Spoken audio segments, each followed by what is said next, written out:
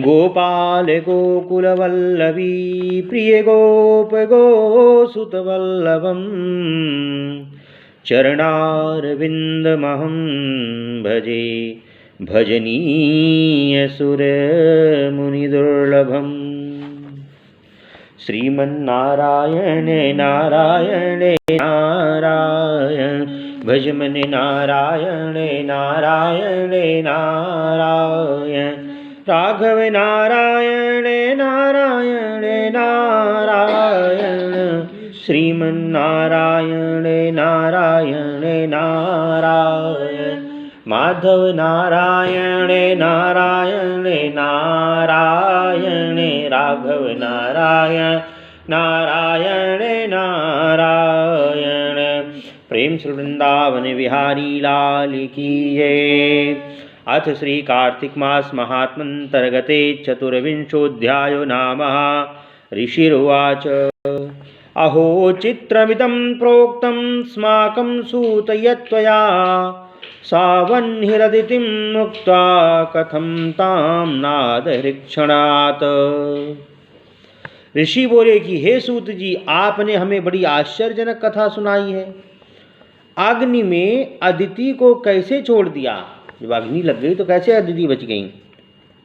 उन्हें जलाया नहीं। इस आश्चर्यजनक कथा का कारण हमसे वर्णन कीजिए। आप परोपदेश में संलग्न संजन पुरुष तथा बड़े विद्वान हैं। सूत जी बोले, हे ब्राह्मणों, भगवान के भक्तों के महात्म को सुनो। हरि ध्यान परायण लोगों की महिमा का वर्णन कौन कर सकता है? भगवान का भक्त जहाँ रहता है वहाँ ब्रह्मा विष्णु तथा शिव तीनों देवता नित्य विद्यमान रहते हैं। जिनके नामोच्चारण मात्र से ही उपद्रव नष्ट हो जाते हैं, उनका भक्तपूर्वक स्मरण करने से क्या नहीं मिलता। जिन हरि का स्मरण करने मात्र से ही सब दुख नष्ट हो जाते हैं, उन्हें अग्नि अथवा दैत्य क्या कष्ट पहुंचा सकते हैं। तदुपरांत प्रसन्न वदन कमल नेत्र तथा शंख चक्र गदाधारी श्री विष्णु अदिति के समीप पहुँचे। मुस्कान युक्त प्रभामंडित मुख वाले श्री विष्णु ने अपने पवित्र हाथ से अदिति के शरीर का स्पर्श करते हुए कहा। श्री भगवान बोले, हे देव माता, मैं तुम्हारी तपस्या से प्रसन्न हूँ। मैं निस्संदेह तुम्हारा कल्याण करूँगा। हे महाभागे, तुम डरो मत। जो चाहो वर मांग लो, तुम्हारा अवश्य ही कल्याण होगा। विष्णु के यह कहने पर देव माता अदिति ने सब लोगों को सुख देने वाले श्री विष्णु को प्रणाम करते हुए कहा। अदिति बोली, हे देवादिदेव सर्वव्यापी जनार्दन, आप सत्य आदि गुणों के भेद से लोग व्यापार के कारण हैं। आपको नमस्कार है। हे बहुरूप, हे अपरूप, हे अद्भुत रूप, हे निर्गुण, हे सगुण, आपको नमस्कार है। हे परम ज्ञान रूपी लोकनाथ, हे भक्त वत्सल, हे मंगल मूर्ति, आपको प्रणाम है। मुनि लोग जिन आदि पुरुष के अवतारों की अपनी अपनी अभीष्ट सिद्धि के लिए अर्चना करते हैं, उन्हें नमस्कार है। जिन्हें वेद और मुनि जन भी नहीं जान पाते, जो मायावियों के भी मायावी हैं, उन संसार के हेतु रूप को मैं नमस्कार करती हूँ। जो देवताओं के रक्षक, शांत, करुणा के समुद्र तथा असंग हैं, मैं उन्हें प्रणाम करती हूँ। जिनके चरण कमलों का पूजन करके लोग सिद्ध प्राप्ति करते हैं, उन सर्वविदित प्रभु को मैं प्रणाम करती हूँ। जो यज्ञेश्वर, यज्ञ भुज, यज्ञ कर्म में निरत यज्ञ फल देने वाले तथा यज्ञ कर्म का ज्ञान करने वाले हैं, मैं उन्हें नमस्कार करती हूँ। जिनका नाम लेने मात्र से ही अजामिल जैसे पापी ने परम धाम प्राप्त किया, उन लोग साक्षी प्रभु की मैं वंदना करती हूँ। ब्रह्मा आदि देवता भी माया पास में बंधकर जिनके प्रभाव को नहीं जानते, मैं उनकी वंदना करती हूँ। जो हृदय कमल में रहने वाले प्रभु को दूर तथा प्रमाणातीत मानते हैं, उन ज्ञान के साक्षी प्रभु को नमस्कार है। जिनके मुख से ब्राह्मण, भुजाओं से क्षत्रिय, उरु से वैश्य तथा पैरों से शूद्र उत्पन्न हुए हैं, जिनके मन से चंद्रमा, नेत्रों से सूर्य, मुख से इंद्र और अग्नि तथा प्राण से वायु की उत्पत्ति हुई है, वे इंद्र, पवन, चंद्रमा, ईशान, यमराज, अग्नि, कुबेर, वरुण तथा सूर्य आप ही हैं। देवता, वृक्ष, पिशाच, राक्षस, पर्वत, सिद्ध, गंधर्व, नदी, भूमि तथा समुद्र, हे संसार के स्वामी, सब कुछ आप ही हैं, आपसे परे कुछ भी नहीं है। हे हरि, आप अखिल स्वरूप हैं, अतः मेरे पुत्रों की रक्षा करें।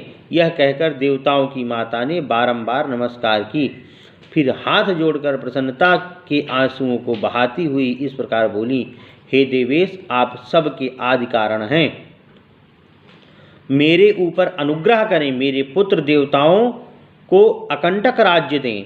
हे अंतर्यामी, हे जगत रूप, हे सर्वभूत परमेश्वर, आप सब कुछ जानते हैं, अतः मैं आपसे क्या कहूँ, फिर भी मेरे मन में जो कुछ है वह आपसे कहती हूँ।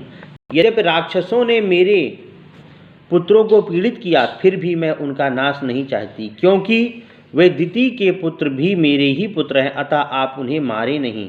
यह कहकर वह साध्वी भगवान के प्रति पुनः विनीत बनी। तब कृपाल भगवान ने प्रसन्न होकर कहा, श्री भगवान बोले, हे देवी, हे कल्याणी, मैं तुम पर प्रसन्न हूँ, मैं स्वयं तुम्हारा पुत्र बनूंगा, क्योंकि तुम तो अपनी सौत के पुत्रों को भी प्रेम करती हो। तुम्हारे द्वारा किए गए मेरे इस स्तोत्र को संसार में जो मनुष्य पढ़ेंगे वे पुत्र और धन के क्षेत्र में संपन्नता का अभाव नहीं पाएंगे। अंत में वे मेरे अत्यंत शुभ पद को प्राप्त करेंगे। अदिति बोली, हे देव, आप आदि पुरुष हैं, मुझे क्षमा करें। हे अनघ, आपके एक एक रोमकूप में करोड़ों हजार ब्रह्मांड विद्यमान हैं। आपके भाव को वेद तथा संपूर्ण देवता भी नहीं जान पाते। तब हे प्रभु, मैं आपको किस प्रकार जान सकती हूँ? जिनके नाम का स्मरण करने मात्र से ही महापापी मुक्ति प्राप्त कर लेते हैं, उन्हें मैं कैसे धारण कर सकती हूँ? सूत जी बोले, ऐसे वचनों को सुनकर जनार्दन भगवान ने अभय दान देते हुए देवताओं की माता से कहा। श्री भगवान बोले, हे भाग्यशालिनी, तुमने निसंदेह सत्य बात कही है, फिर भी तुम गुप्त से गुप्त रहस्य को सुनो। जो लोग राग द्वेष से रहित होकर मेरी भक्ति करते हैं, वे सब पापों से छूटकर मुझे ही धारण किए रहते हैं। जो मनुष्य माता पिता की सेवा करता है, गुरु का भक्त, अतिथि प्रिय, ब्राह्मणों का भला करने वाला होता है, वह मुझे सदैव धारण किए रहता है। सत्य कथा सुनने वाला, स्वामी की सेवा करने वाला तथा अपने आश्रम धर्म का पालन करने वाला व्यक्ति मुझे सर्वदा धारण करता है। जो लोग पुण्य तीर्थ करते हैं, वे मुझे सदैव धारण किए रहते हैं। जो लोग तुलसी की सेवा करते हैं, सदैव मेरा नाम लेते हैं और गायों की रक्षा करते हैं, वे मुझे धारण करते हैं। परोपकार में रत, पराये द्रव्य की ओर मुख न करने वाले तथा पर स्त्री के प्रति विराग रखने वाले लोग मुझे सदैव धारण करते हैं। हे देवी, तुम पतिव्रता, साध्वी तथा सबका भला चाहने वाली हो, अतः मैंने तुम्हारा पुत्र बनना स्वीकार किया है। शत्रुकुल को नष्ट करूँगा। यह कहकर देवादेव विष्णु देव माता अदिति के गले में माला तथा अभय दान देकर तिरोहित हो गए।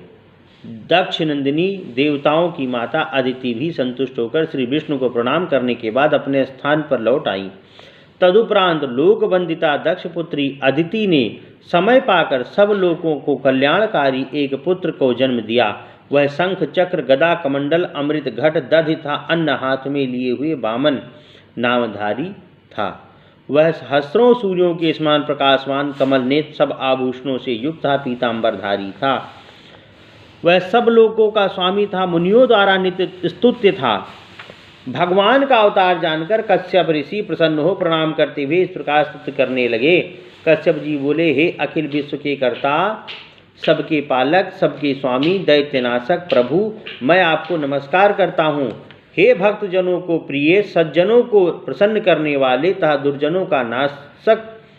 दुर्जनों के नाशक जगदीश्वर, मैं आपको नमस्कार करता हूँ। हे वामन रूपधारी, आप त्रिविक्रम, अमित विक्रम, धनुष, चक्र, तलवार तथा गदा को धारण करने वाले हैं, आपको नमस्कार है। हे क्षीर समुद्र में शयन करने वाले, भक्तों के हृदय में रहने वाले, सूर्य से अधिक तेजस्वी तथा पुण्य कथा कहने वालों को प्राप्त होने वाले, आपको नमस्कार है। आपके नेत्र सूर्य और चंद्रमा हैं।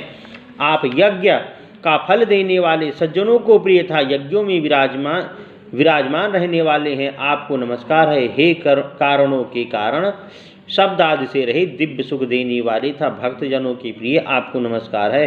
हे ब्रह्मनाशक, मंदराचल को धारण करने वाले, यज्ञ बाराह और हिरणाक्ष का वध करने वाले, आपको नमस्कार है। हे वामन रूपधारी क्षत्रिय कुल विनाशक, रावण के संहारक था नंद के पुत्र, आपको नमस्कार है।